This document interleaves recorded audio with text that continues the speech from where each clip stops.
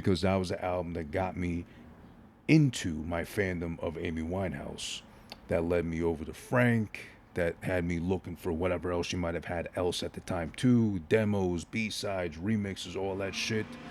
There was that album that came after her death, which it's always tacky. I don't want to say tacky, but it's always like, that's the unfinished version of whatever they had in mind of coming out with.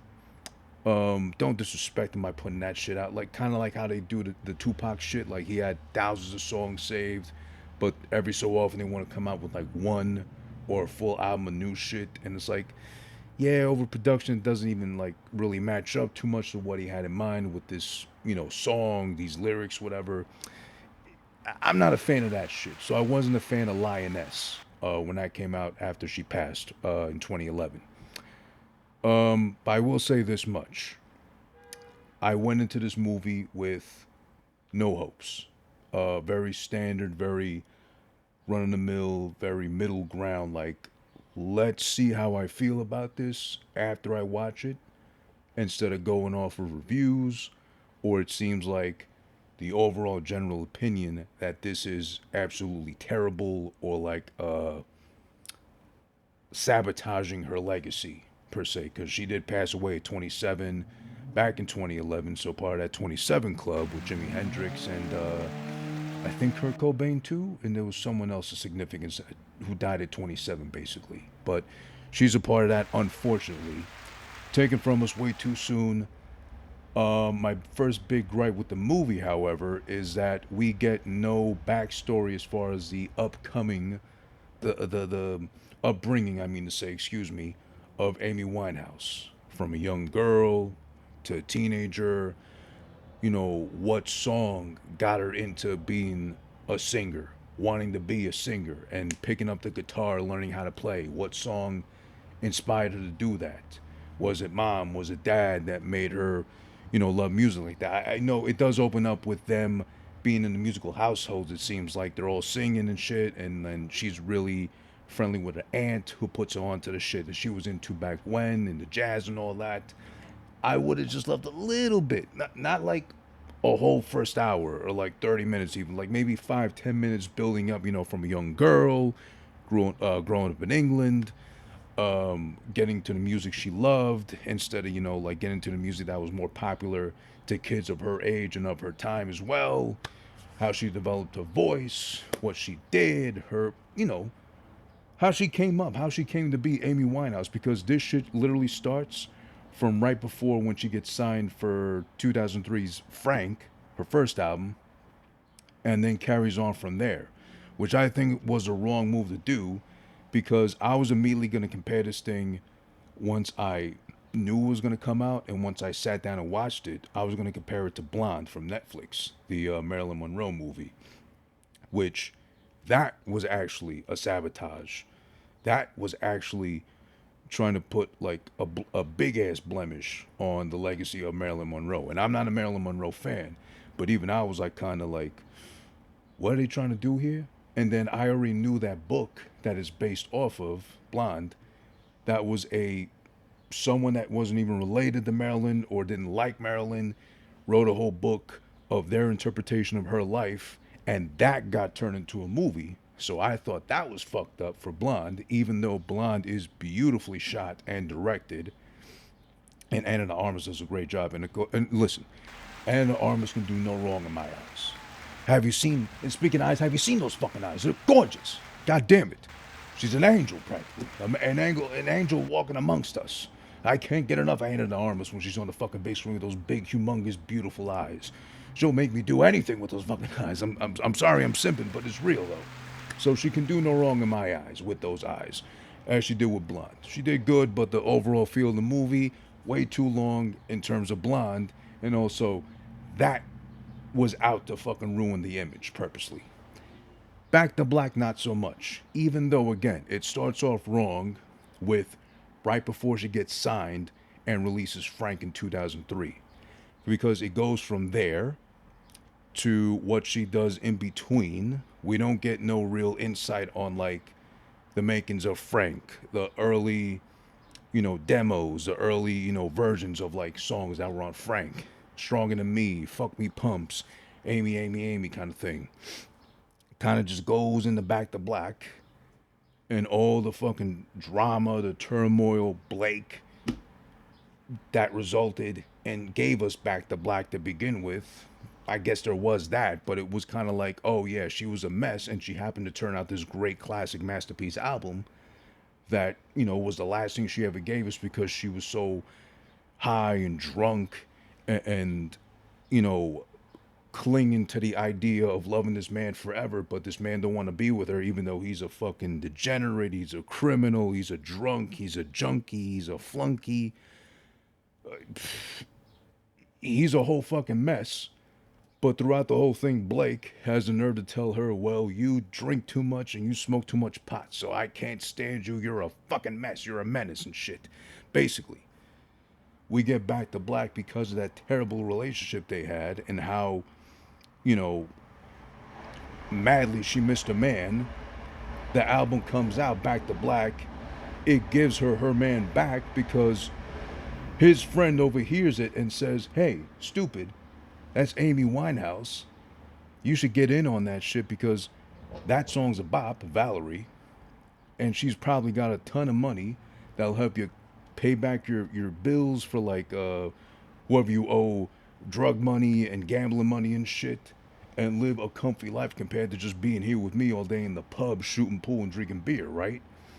He puts two and two together. He gets back with her after Back to Black, and it's all downhill from there. Now that's not me saying also it's all Blake's fault. It is also just as much her fault as it is his fault.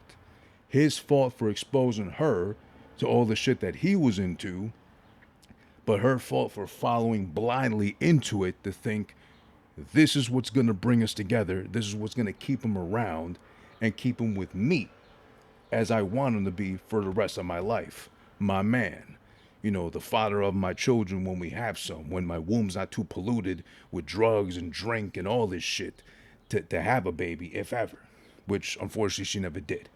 What she had been a great mother. There is that thing they say where, some women really turn around, some fathers really turn around when they become fathers and mothers. But I don't know about Amy's case because, again, as a fan, I'm not going to deny also the fact that she was a mess towards the end.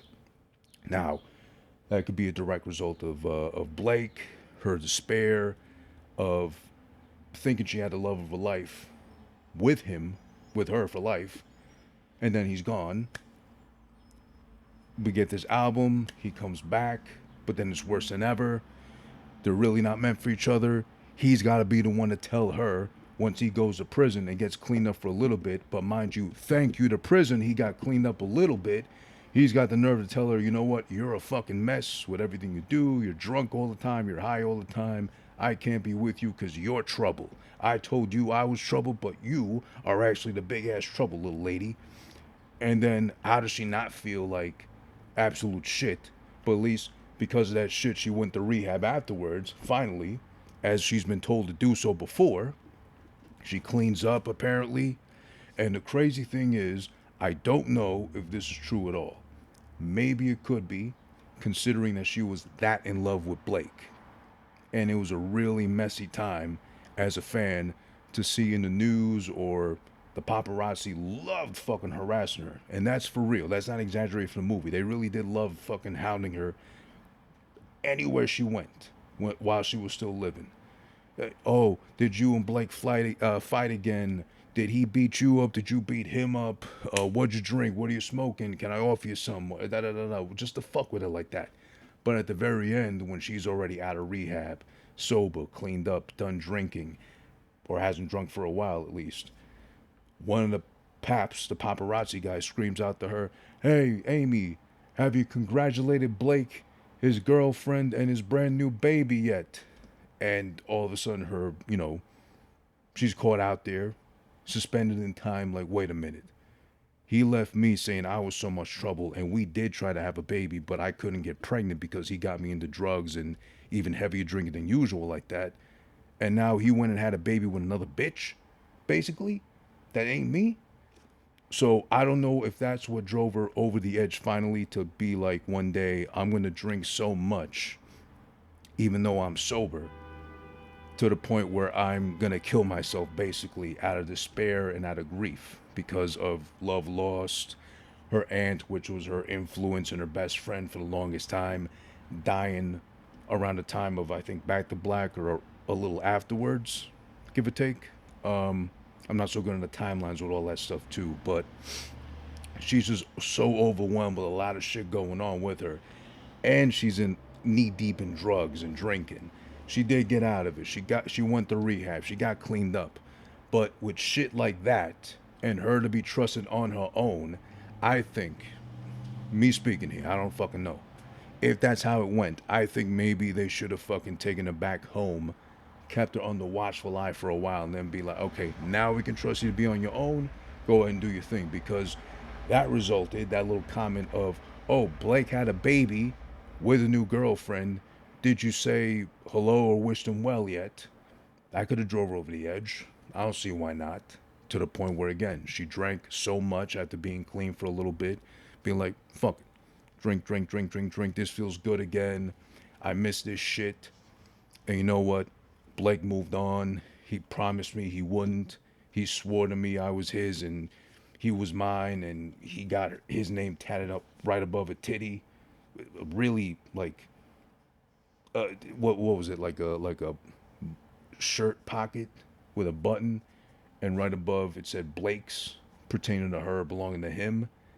And then in return, it was an unfair exchange, really, when it comes to tattoos. And that's why you should never get anyone else's name tattooed on your body, male or female, because she did all that where it's painfully visible above a titty. And in return, he does do something visible as well.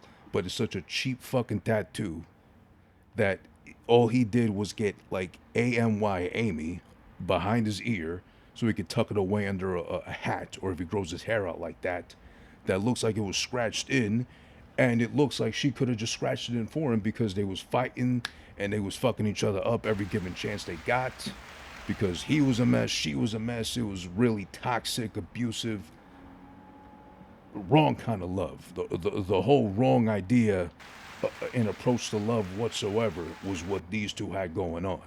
And then the tattoo shit is where it got me, because it's almost like she got the big tattoos, or the ones that were like painfully obvious, to kind of reaffirm something that enabled her to do.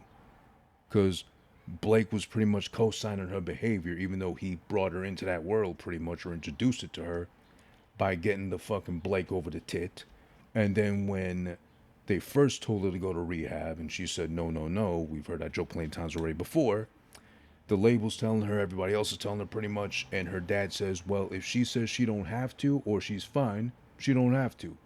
She's happy about it, of course. Daddy's girl gets tatted right in the fucking arm. Daddy with a horseshoe, and then girl underneath that. So I don't know what the symbolism is of like the horseshoe. They didn't explain that either.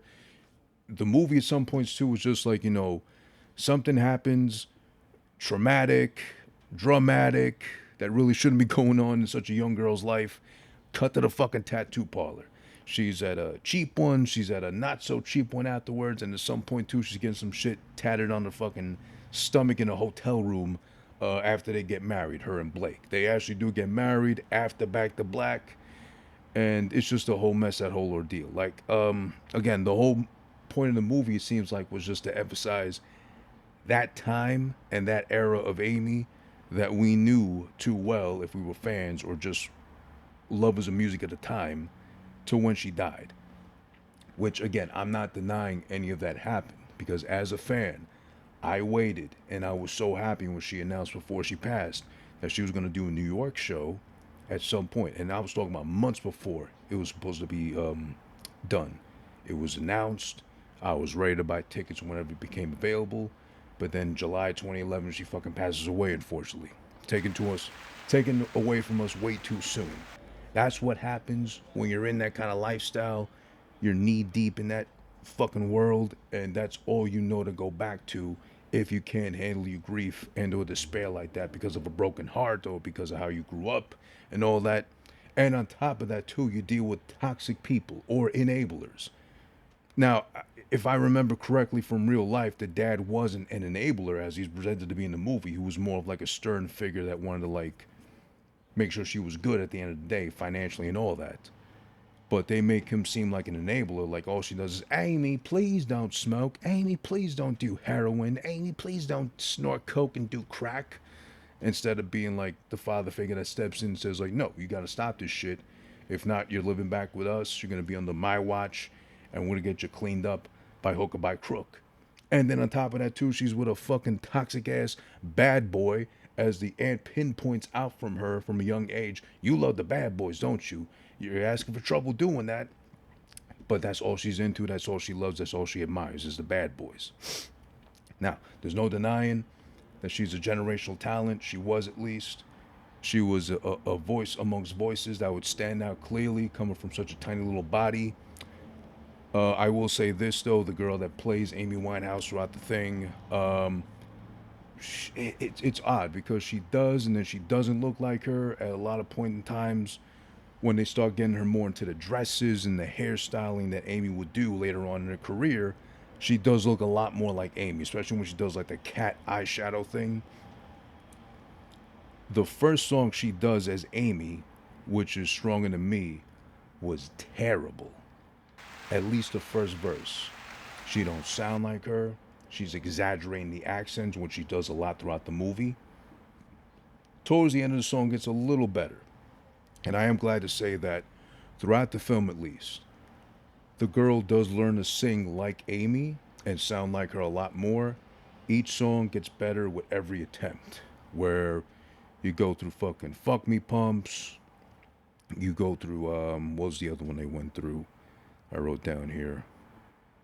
Back to Black, which is like the first one she got like almost as perfect as if Amy recorded herself for her, or they just dubbed the actual song over her lips and she just kind of synced her lip movement to the song and shit.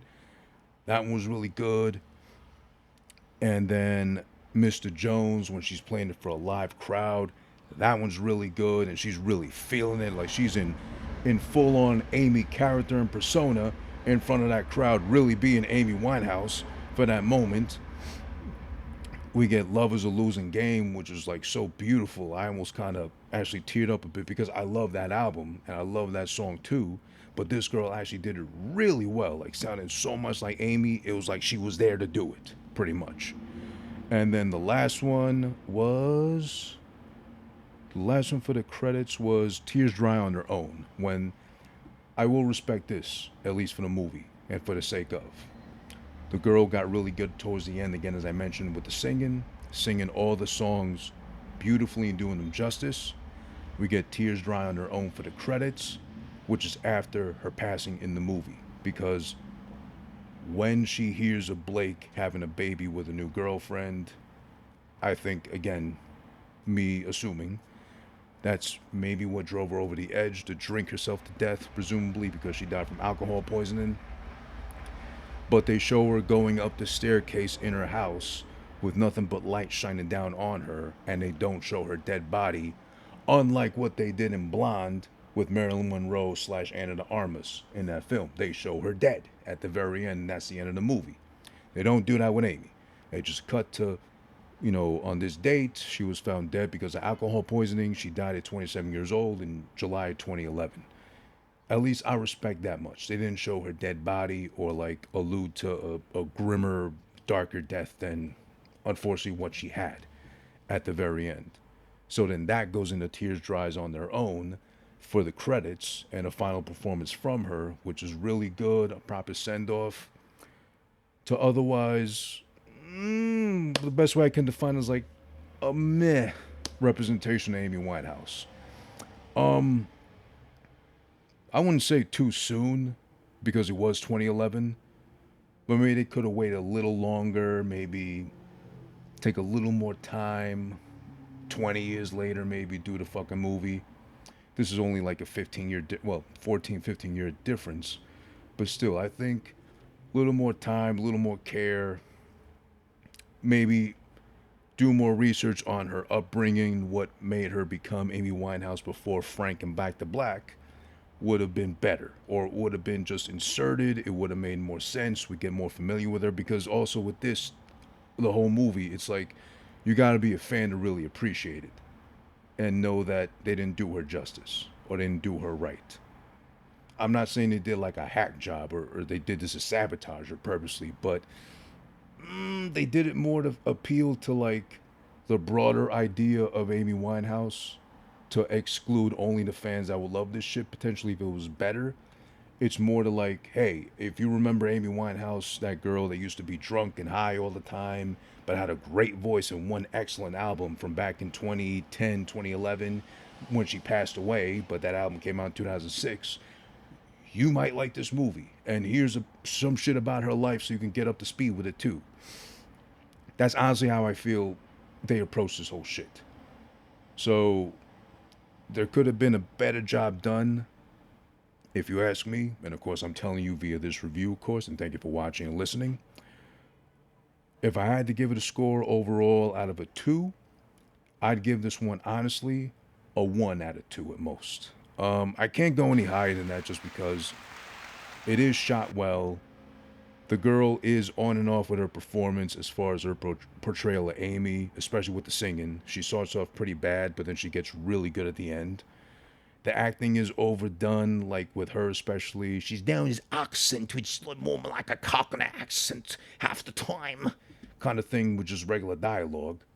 And it does kind of trickle over into the music and the singing, but then she stops and catches herself eventually. Or maybe the director said, stop fucking making such an idiot sound whenever you talk simple dialogue, dummy. She didn't sound that dumb, or she didn't sound that Cockney with an accent. Something like that. The rest of the cast was okay. Blake was a good asshole, whoever the actor was, so shout outs to him. He did a good job of being that scumbag that presumably, allegedly ruined her life, and it seems like he did, but then she was also kind of going down that path anyway, unfortunately, for such a talent, and a young talent. Yeah, as a fan, I can't deny that she was going to go down a dark road if she kept doing the things she did, and even with getting cleaned up at the rehab, but yeah, I don't know, just, at least they did the Grammy performance justice when she won all those Grammys for Back to Black, and they reenacted her performance live from London, transmitted to the Grammys for Rehab. That girl was killing it, that portrayed her at that point, in that specific part, she was killing it, and did a really good job with that.